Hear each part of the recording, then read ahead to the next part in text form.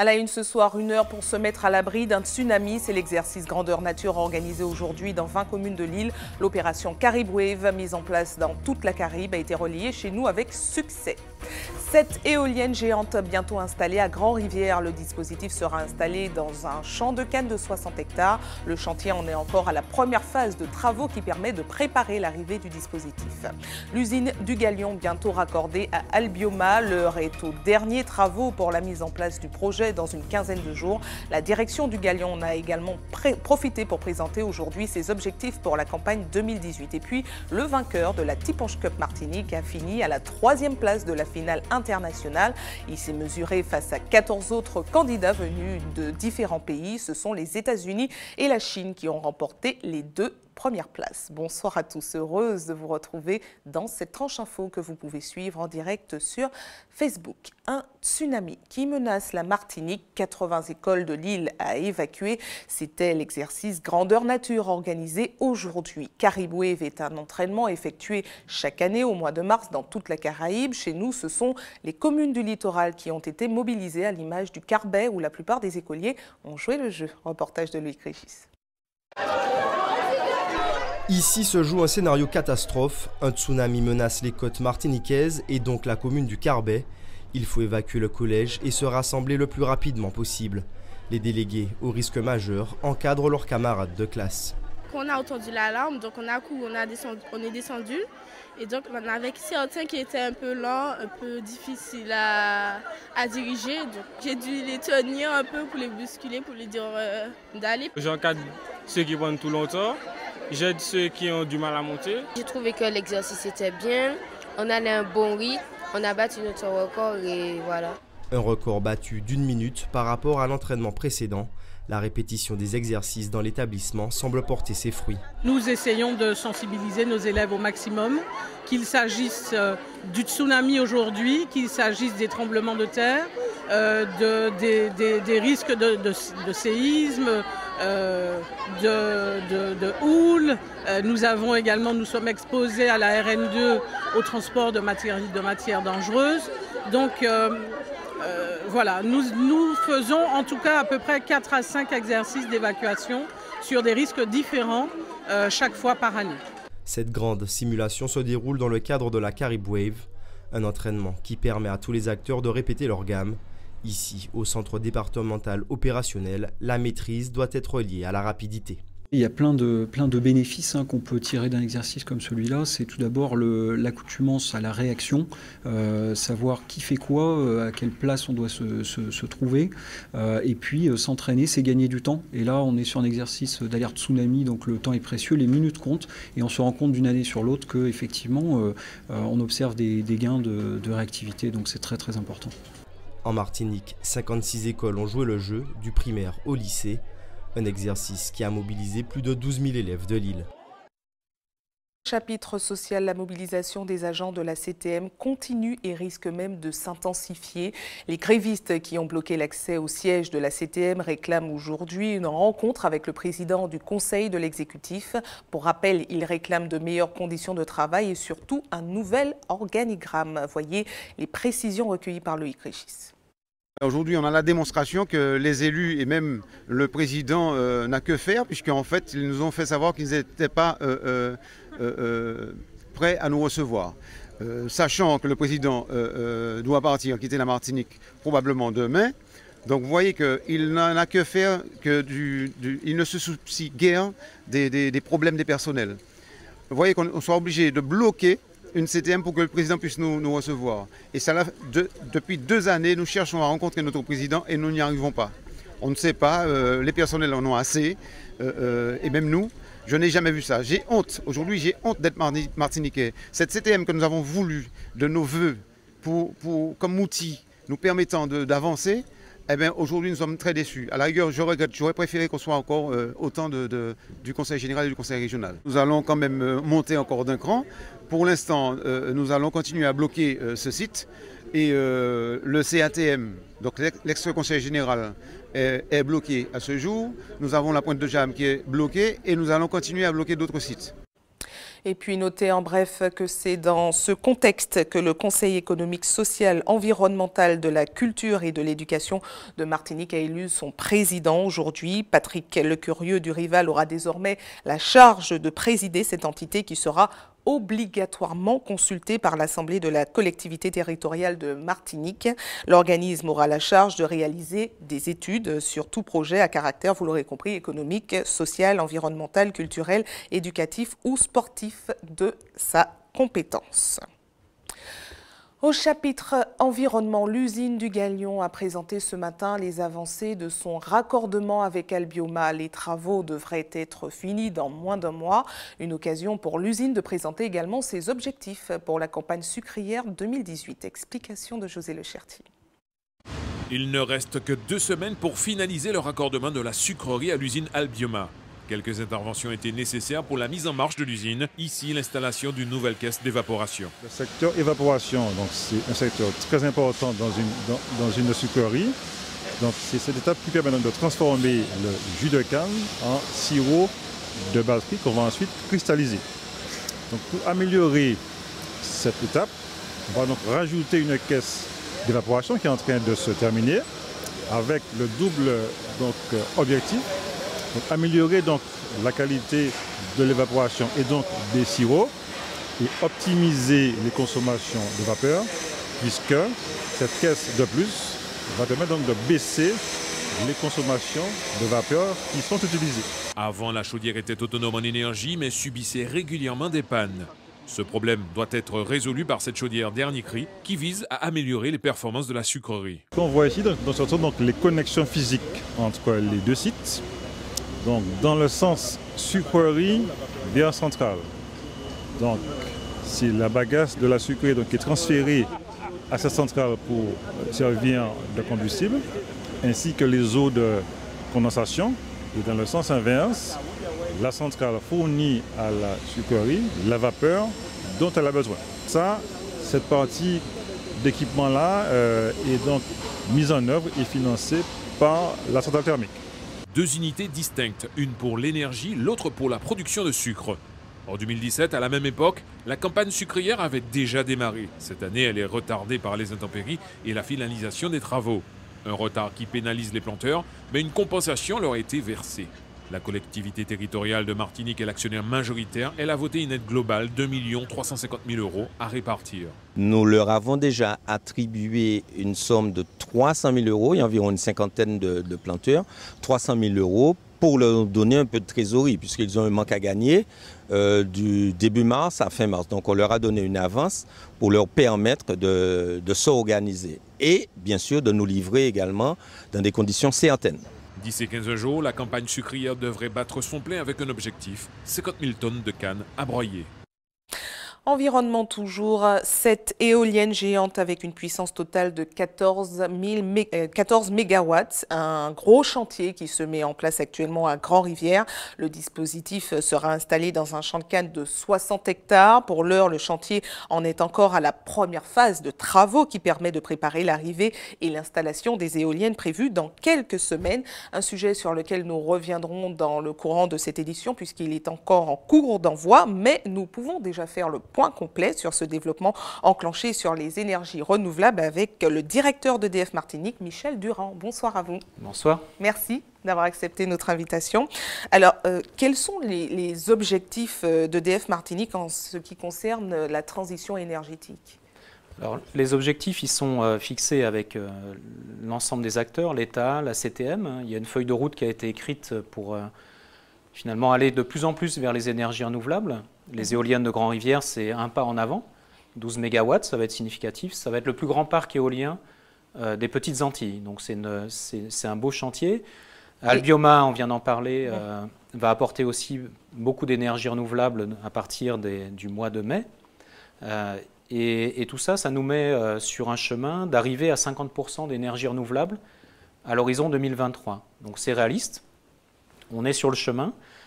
Concernant EDF, nous, notre objectif, c'est que finalement cette transition se réalise dans de bonnes conditions et de faire en sorte que chacun des producteurs d'énergie puisse avoir les conditions d'accès au réseau, de vendre son énergie dans de bonnes conditions et puis en parallèle d'accompagner l'ensemble des porteurs de projets, des investisseurs, pour qu'ils puissent développer leurs projets en Martinique. Et concrètement, à quoi serviront ces éoliennes? Est-ce qu'elles serviront par exemple à alimenter une commune, enfin je dis par hasard celle de Grand-Rivière, de façon complète? Alors, en fait, dans le cheminement, l'électricité qui va sortir des éoliennes de Grand-Rivière va alimenter un poste de distribution d'électricité qui est situé au Marigot. Et donc, depuis ce poste, les éoliennes vont arroser en électricité mais une grande partie du nord Atlantique. Puisqu'on a, avec 12 mégawatts, finalement, on est capable d'alimenter pratiquement de Grand-Rivière jusqu'à Trinité. Donc, on va avoir tout ce secteur-là. Quand les éoliennes vont fonctionner, puisque les éoliennes, elles vont fonctionner à peu près un tiers de l'année.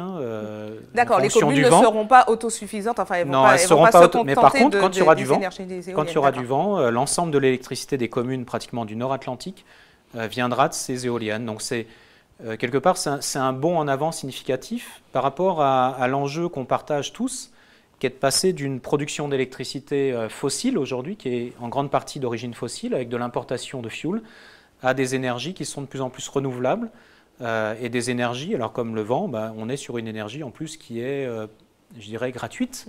Une fois qu'on a construit les éoliennes, le vent ne coûte rien.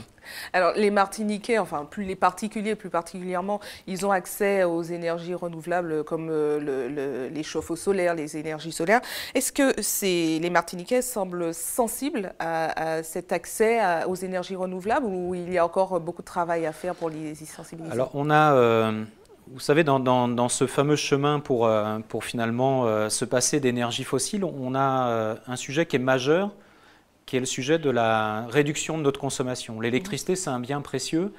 Et aujourd'hui, on a lancé beaucoup de démarches pour faire en sorte que chacun d'entre nous consomme mieux l'électricité. Alors là-dessus, on peut dire que les Martiniquais sont remarquables et sont exemplaires.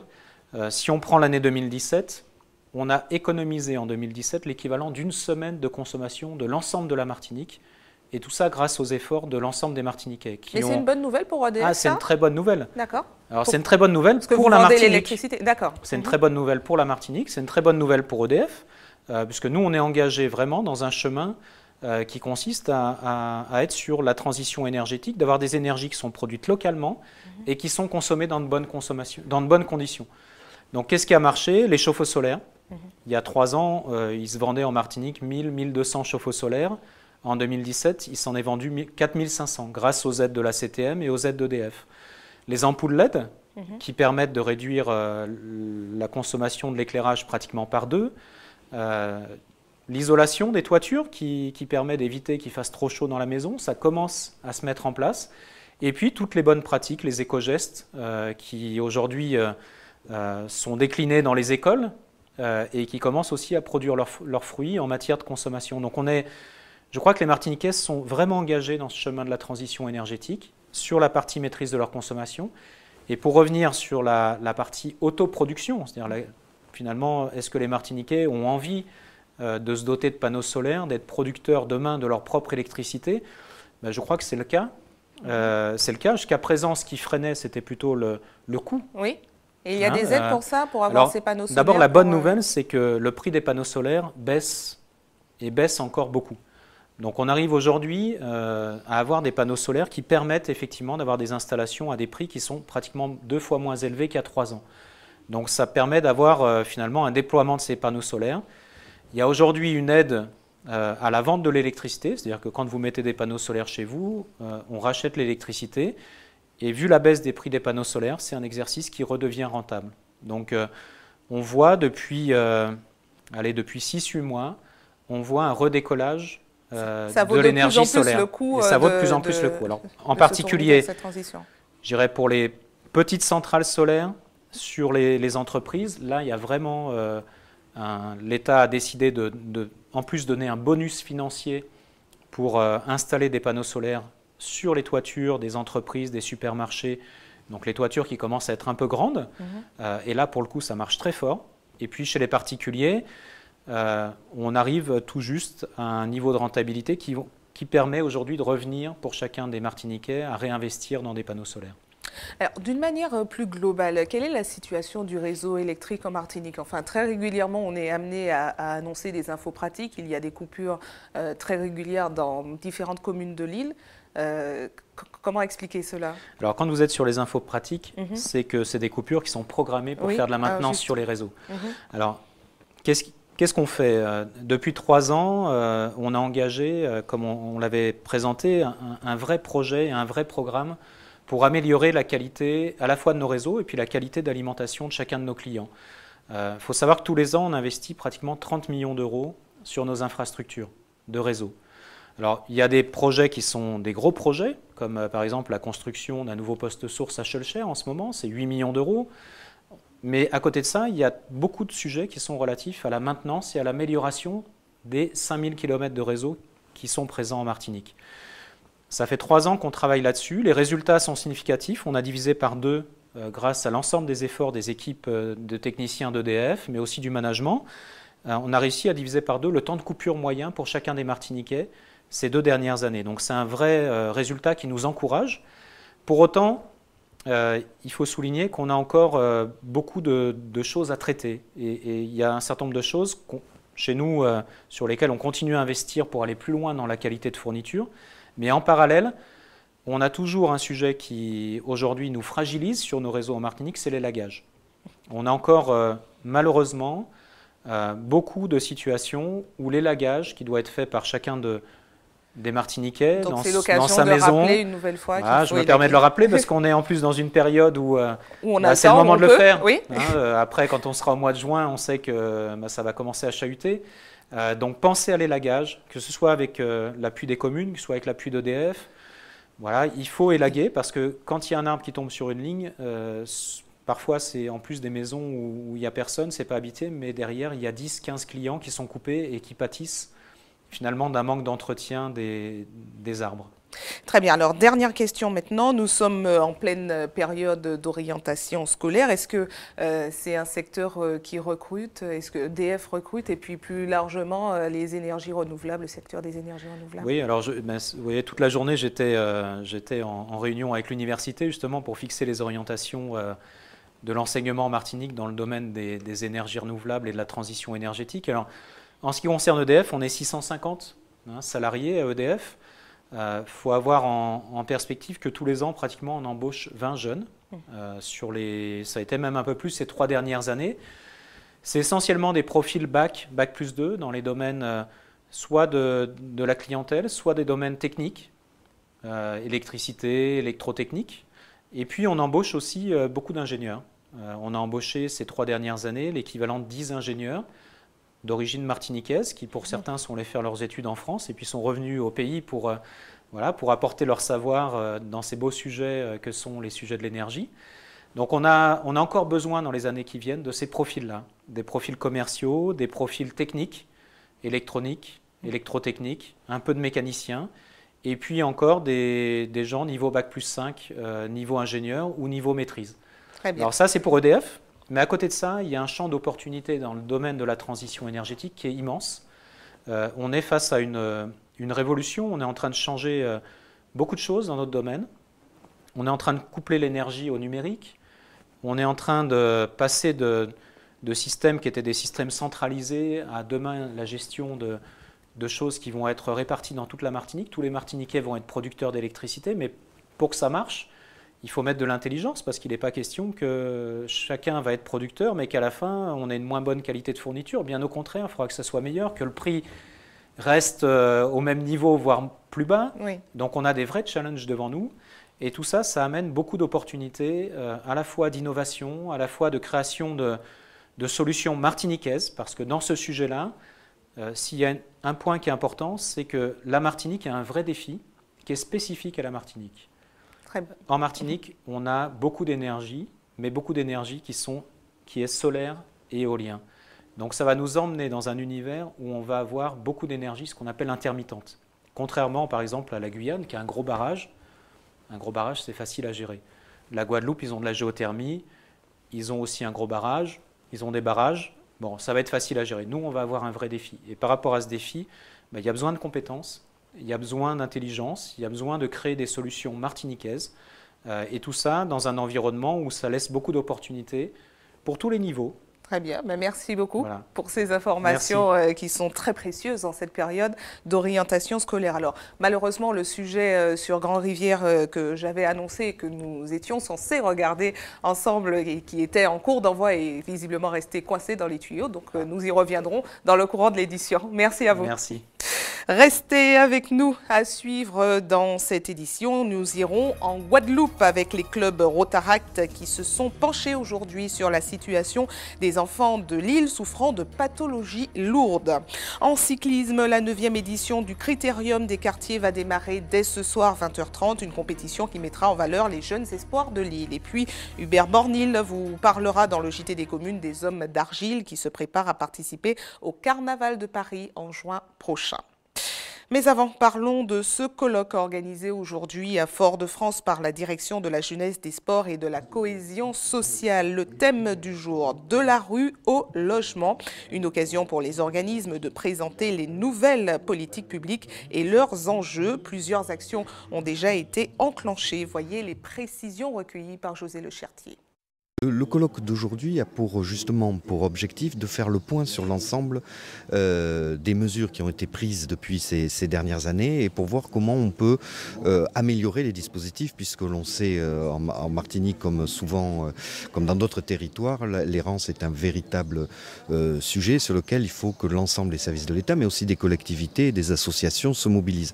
Et tout l'objet aujourd'hui, au-delà des progrès qui ont été faits, augmentation des places d'hébergement, amélioration du suivi, travail concerté entre les collectivités et le tissu associatif. Il faut maintenant qu'on puisse passer à une autre étape et ce colloque a pour but justement de nous apporter les éléments de compréhension, d'actualisation pour pouvoir construire un plan d'action adapté au territoire martiniquais. Partons en Guadeloupe où les clubs Rotaract se sont penchés aujourd'hui sur la situation des enfants de l'île souffrant de pathologies lourdes et contraints de rester hospitalisés une bonne partie de l'année. Un sujet sensible traité par Linda Kayersi. Regardez. Redonner le sourire aux enfants malades des services pédiatrie et de chirurgie pédiatrique, mission du jour du club Rotaract. Donc c'est tout naturellement qu'on s'est tourné vers le CHU de Pointe-à-Pitre, où on sait qu'il y a des enfants qui passent en hospitalisation assez régulièrement. Et du coup cette action, c'est juste histoire d'être sensibilisé à la cause de la maladie chez l'enfant et aussi de leur apporter un peu de soutien, de leur faire comprendre qu'ils ne sont pas seuls, qu'on pense à eux et voilà. À l'image du Père Noël, avec plusieurs mois de retard, le Rotaract a apporté des cadeaux et sans oublier des animations ludiques aux côtés d'une artiste. Je suis restée longtemps à l'hôpital dans une période de ma vie à cause d'un accident et je sais ce que c'est que d'être hospitalisée et de ne pas forcément ressentir un peu de solitude. Donc oui, ça m'a beaucoup touchée quand le Rotaract m'a demandé de venir cet après-midi pour pouvoir accompagner les enfants et passer un petit peu de temps avec eux. Bien sûr, c'est avec plaisir. Petit moment de tendresse qui ferait presque oublier les mots du CHU. Dans un contexte difficile depuis le 28 novembre et l'incendie qui a touché le CHU, le service de chirurgie pédiatrique est particulièrement affecté également. Donc il y a toujours des petits malades et je crois qu'il était important de considérer que ces enfants-là avaient aussi droit à un sourire, soit du Rotaract, soit du personnel soignant, pour éviter qu'ils soient mêlés à nos difficultés d'exercice. Mission accomplie pour le club Rotaract qui, à travers de nombreuses actions comme celle-ci, arrive à donner de la joie de vivre à ces jeunes patients. Partons en Guyane maintenant où les états généraux continuent à travers tout le territoire. Aujourd'hui, c'était les avis des étudiants qui étaient recueillis afin de faire le point avec ceux qui composent la Guyane de demain. Reportage de Gaël Wassim. Il n'y a pas foule. Ce matin, la caravane des états généraux s'est arrêtée au campus de Troubiron pour recueillir les problématiques et réflexions des étudiants guyanais. En parlant de transport, d'agrandissement et de soucis du quotidien, les étudiants présents ont eu l'occasion de s'exprimer librement. On a été invités pour justement porter la parole des étudiants, porter un point de vue étudiant aux acteurs du territoire et essayer de donner notre vision de la Guyane dans 20 ans. Alors j'attends en fait qu'ils écoutent vraiment, puisqu'on a vraiment essayé de travailler sur des questions déjà à poser pour avoir un point de vue plus précis sur la situation actuelle et sur les projets qui sont prévus pour très vite. Et ensuite, on a apporté des solutions des projets et des idées en fait, pour le développement sur le long terme. D'autres, aussi présents dès le début des débats, ne sont pas allés avec le dos de la cuillère. On a un manque de priorité. C'est-à-dire que certaines personnes seront plus à l'aise à aller dans une boîte de nuit ou préparer la fête de fin d'année de l'université, plutôt que d'aller aux États généraux, de parler des problèmes sérieux et concrets, de parler de ce qu'on peut faire et qu'est-ce qu'on peut apporter, et de ce qu'on pense réellement de la fac, de la Guyane, de tout.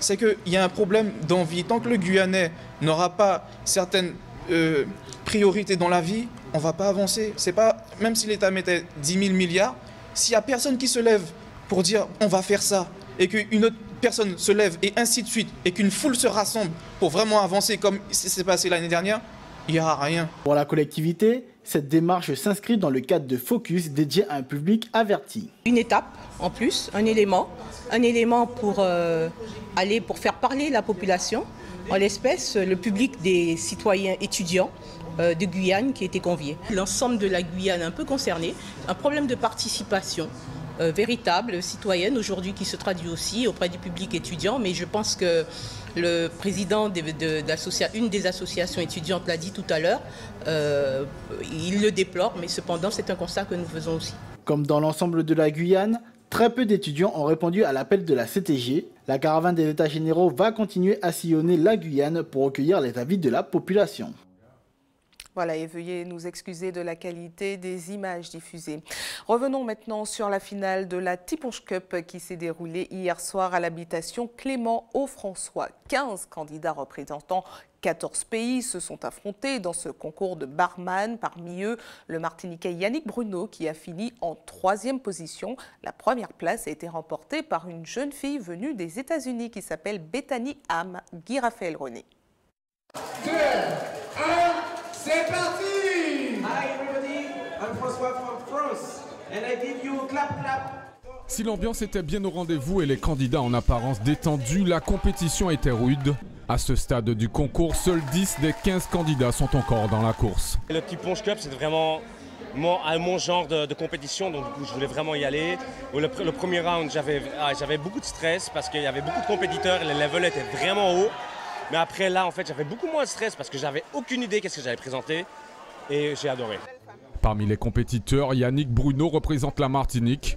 Pour sa première participation à un concours international, il décroche la 3e place.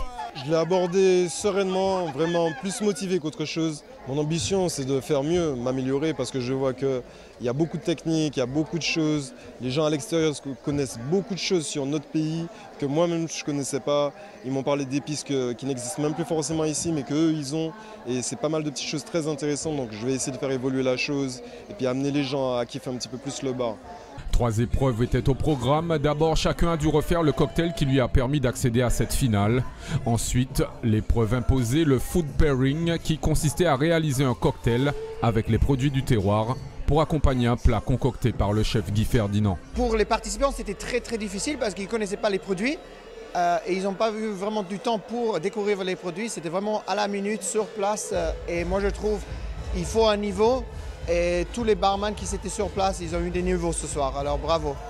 La 3e épreuve, celle de la créativité, avait pour but de départager les 3 meilleurs candidats qui avaient le libre choix de leurs ingrédients. La première chose, c'est est-ce que le cocktail est équilibré? Alors est-ce que le sucre avec l'acidité, ça va bien? Est-ce que le cocktail a une belle couleur? Est-ce qu'elle va avec le thème? Le thème, c'est du Tiponche Cup, bien sûr. Après, bien sûr, c'est le barman. Comment il est derrière le bar? Est-ce qu'il va interagir avec les viewers? Ça, c'est aussi très important, bien sûr. Est-ce qu'ils sont dans le temps? Au final, c'est l'américaine Bethany Ham qui réalise le meilleur score et remporte la 2e édition du concours devant le chinois Dave Lam. Ça y est, le sujet tant attendu est arrivé. 7 éoliennes géantes avec une puissance totale de 14 MW seront bientôt installées à Grand-Rivière. Pour l'heure, le chantier en est encore à la première phase de travaux qui permet de préparer leur arrivée et installation prévue dans quelques semaines. Voyez ce reportage de Lise Sabas. Sur ce chantier se dressera une éolienne dont les pales culmineront à 130 mètres au-dessus du sol. Alors, pour l'heure, ces ouvriers s'activent sur les fondations. Elles iront à plus de 12 mètres de profondeur afin que l'ouvrage ne soit pas un colosse au pied d'argile. une qualité du béton qui est très résistante. Des bétons qui sont très spécifiques justement à ce genre de projet. C'est la fondation même de l'éolienne, donc c'est une phase qui est très importante parce qu'elles vont retenir plus de 150 tonnes, hein, tous les éléments assemblés. Il faut savoir que l'éolienne va pointer jusqu'à 80 mètres. Et 50 mètres, les pales font 50 mètres. 6 autres éoliennes comme celle-ci, capables de résister aux vents cycloniques, seront érigées. À terme, la Grèce, la centrale Grand-Rivière Éolien Stockage Service, doit produire 40 gigawattheures par an d'électricité. L'ensemble sera équipé d'un système de stockage. 40 gigawattheures par an, c'est l'équivalent de la consommation annuelle de 10 000 habitants. Elles vont permettre d'éviter l'émission de 28 000 tonnes de CO2 par an et économiser 10 000 tonnes de fuel par an. Un projet d'envergure porté par EDF, NW Énergie et Total Eren, qui augmente significativement la part des énergies renouvelables en Martinique. Le site se situe dans un champ de canne à Grand-Rivière. Il est idéalement placé sous les alizés. Mais l'enclavement de la commune ne simplifie pas les choses. Alors pylônes, turbines et hélices géantes de 50 mètres arriveront par la mer. Les éoliennes vont partir de métropole, vont arriver au port de Fort-de-France, ensuite vont être chargées dans un bateau spécial qui vient du Honduras pour être acheminé par voie maritime jusqu'au port de Grand-Rivière. Et ensuite, elles vont être acheminées par des SPMT. Et en fait, c'est des sortes de 1000 pattes roulants avec des essieux indépendants les uns des autres et qui permet d'épouser les courbes, et notamment au niveau de la RD10 en aval de la falaise. Pour s'assurer l'acheminement sans embûche du convoi exceptionnel entre le bourg de Grand-Rivière et le site où seront érigées les éoliennes, la départementale est renforcée. La CTM a de toute façon le projet de les conforter, mais le fait que Eiffage soit chargé de construire les éoliennes de Grand-Rivière, eh ben, on intègre un projet privé dans un projet d'ordre plus général qui permet de sécuriser l'accès à la ville de Grand-Rivière par l'unique route qui dessert cette commune. En tout, une dizaine d'entreprises locales participent aux divers chantiers. Les premiers essais devraient débuter en juillet prochain, avant une mise en service planifiée en décembre 2018. Le coût global de la ferme éolienne s'élève à 45 millions d'euros, mais les retombées économiques sont réelles. Pendant au moins 15 ans, une partie de l'entretien et de la maintenance reviendra à des entreprises locales. Des taxes prévisionnelles doivent aussi être reversées à la municipalité de Grand-Rivière et aux collectivités de Martinique à hauteur de 380 000 euros par an. Place au sport avec du cyclisme. La 9e édition du Critérium des quartiers organisé par la ville du Lamentin va démarrer dès ce soir, 20h30 au Palais des Sports de la ville. 15 équipes inscrites pour 107 participants. La compétition devrait permettre de mettre en lumière nos jeunes en vue du prochain Tour cycliste junior de Martinique. Voyez les précisions recueillies par Guy Raphaël René. Comme chaque année, nous invitons une équipe de la métropole.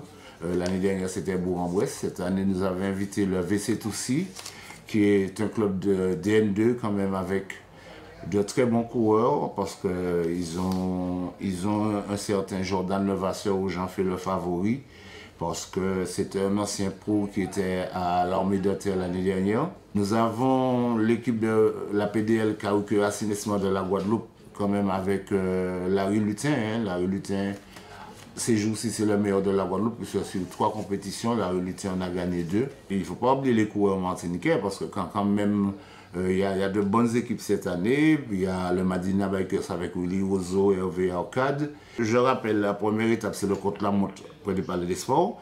Deuxième étape, on part à la place André Aliquet, on va faire une boucle au nord et on arrive à la place, on revient à la place André Aliquet, au bout de la montée près de l'église. La 3e étape, nous partons de salle Georges Gracian pour arriver près de l'école de Gondou, je dis bien près de l'école de Gondou, après avoir fait une boucle au sud. La 3e étape, nous partons de Mao et nous arrivons à Mont-l'Enfer, tout le monde connaît Mont-l'Enfer. Et la 4e étape, celle qui est redoutable, nous partons de salle Georges Gracian à 13h pour finir au sommet de Roche-Carré. Et pour être complet, notez que les automobilistes sont priés de respecter les consignes de sécurité et de ne surtout pas circuler sur le parcours pendant les courses. ATV, toujours dans la proximité, nous passons tout de suite à notre JT des communes.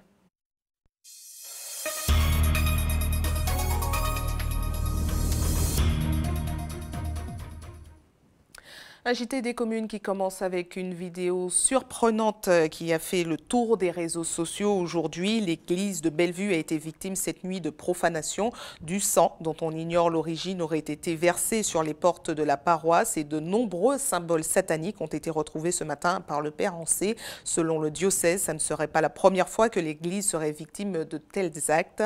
Pour l'heure, aucune plainte n'a été déposée, mais le diocèse annonce envisager de le faire si ça venait à se renouveler.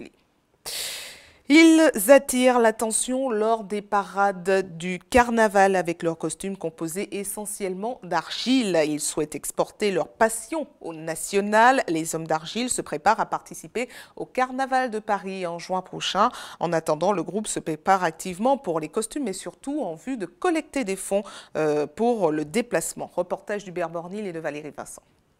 Des femmes et des hommes enduits d'argile, des centaines voire des milliers de personnes connaissent ce groupe qui existe en Martinique depuis plus de 25 ans. Alors là, ils seront à Paris bientôt et ils ont besoin d'autres pour bailler force là en monnaie en bail quoi. Le village de la poterie des Trois-Îlets, camp retranché des hommes d'argile, ça n'a pas changé depuis la création il y a 23 ans. Ce qui a évolué avec le temps, c'est la féminisation du groupe. En effet, de plus en plus de jeunes femmes ont adhéré au mouvement. Première femme. C'est toi? Oui, première femme attitrée, ouais, c'est moi. Ni combien d'années? Non, Dieu il n'est plus de 20 ans. Justement. Plus de 20 ans. Ouais. Donc ça ne nous rajeunit pas. Un groupe devenu entre-temps une figure incontournable du carnaval martiniquais. Préparer là, c'est pour nous préparer encore tout le bagage. Ranger mon sorgé, mélanger but de l'eau, on fait préparation à là-bas. Zébé, dans ses œuvres, c'est le poteau mi-temps du groupe L'énergie est toujours là. Mon potier, et vu que mon fondation créateur des hommes d'argile, il faut monter ces argiles-là pendant plusieurs jours, plusieurs mois, des années, pour trouver argile qui vraiment reste là pour nous. Participer au carnaval de Paris pour les hommes d'argile ont rendez-vous avec le temps. Je pense que c'est très bien pour nous de représenter le patrimoine de la Martinique, puisque c'est une invitation exceptionnelle, sachant que nous ne sommes pas groupe à pied, pas groupe d'orchestre, mais surtout que nous représentons ce que Paris attend de nous. Puisque pour Paris, le 1er juillet, ce sera le carnaval du Paris d'Art. Une nouvelle aventure qui pourrait ouvrir bien d'autres portes. En attendant, le plus dur reste à faire, réunir les fonds afin de financer le déplacement. On a surtout fait appel à des entreprises qui peuvent pouvoir nous aider, aussi à la CTM, au comité du tourisme aussi, et puis nous nous rapprochons auprès des communes pour différents spectacles. Le voile est donc levé sur l'un des spectacles en préparation intitulé Le choc des deux mondes. Nous sommes dans les secrets des hommes d'argile. Le public parisien est prévenu, ça promet. Ça ne nous fait pas oublier que l'activité principale de Zébé, c'est ça que nous avons ça, potier. Hein? Potier, mais s'il y a toutes les c'est d'abord comme ça. Alors pas oublier mon là, venez ici, hein? Venez à la poterie des Trois-Îlets, leur donner la force, porter en bas pour y ça parti Paris, c'est ça, hein? Oui, ça voilà, hein? Tous les jours, monsieur là, c'est ça qu'il a fait, ça qu'il a travaillé. Les hommes d'argile qui à Paris. Ouais, les enfants, venez, ouais. Venez, ouais, maman, venez, ouais. Ouais, les enfants, venez, ouais. Les hommes d'argile qui à Paris. Ouais, les enfants, venez, ouais. Information pratique avant de refermer cette édition à l'attention de ceux qui souhaitent faire un don de sang demain. Notez qu'une collecte sera organisée de 13h à 18h sur le parking de la Grande Récré et de Bureau Vallée à Cocoducos et puis de 9h à 16h par contre à la Maison du Don derrière le CHU Pierre Zobda-Kitman au quartier Laménard à Fort-de-France. Et c'est la fin de votre journal local et régional. Mais ne bougez pas, la tranche info continue. On se retrouve dans une poignée de secondes avec Régine Germany en Tchèque. A tout de suite.